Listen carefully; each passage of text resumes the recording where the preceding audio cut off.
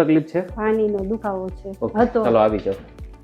દુખાવો આપણને કેટલા વર્ષ જૂનો હતો? બહુ એટલે જૂનો દુખાવો હતો, હા. પણ વચ્ચે ટ્રીટમેન્ટ કરાવી તો સારું થઈ ગયું હતું. 4 વાર આપણે અગ્નિકર્મ કર્યું છે. હા, 4 તો એ વખત 4 વાર અગ્નિકર્મ કર્યા હા. પછી કેટલો ફરક લાગ્યો એમ? ઘણો ફેર. પહેલા તમે 80%, જ્યારે 80, આપણે ચાલુ 90%. કર્યું હા. એના પહેલા તમે કઈ રીતે દુખાવો થતો? ચાલી શકતા હતા કે એવું હતું? નહીં, સખત દુખાવો જ રહેતો હતો. ચલાતું અને proper ચપ્પલ નહીં? વગર તો ચલાતું જ નહોતું. નહોતું હા, ચલાતું. અને નહોતું ઊભું રહેવામાં ચલાતું. કેટલો સમય ઊભા રહેતા? ઊભા તો ઘડીકમાં થાકી જાવ, આમ દુખવા માંડે. દુખવા હા. માંડ્યું. બરાબર. અને આપણે 4 સેશન કર્યા, હવે પાંચમું આજે કરીશું. હા, આજે બરાબર. 5મું. તો એમ એટલો બધો નથી, પણ આમ દુખે છે એટલે આપણને એમ થાય કે અઠવાડિયાથી હા. થોડું આમ દુખે છે, એટલે બરાબર. કીધું કરી નાખીએ. કેટલા ટકા બાકી રહ્યું લાગે છે? હવે 10-20% 10-20% છે એટલું. જેવું છે. હા. 80% જતું હા, રહ્યું. 80% મેં દવા જતું નથી રહેશે. આપી હો તમને હા, અત્યાર દવા સુધી. નથી થતી આવી.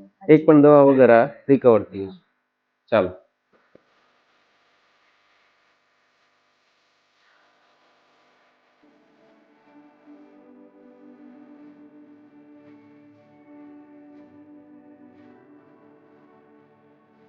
હર્ષાબેન, તમને લાગતું આ દવા વગર સારું થઈ શકશે?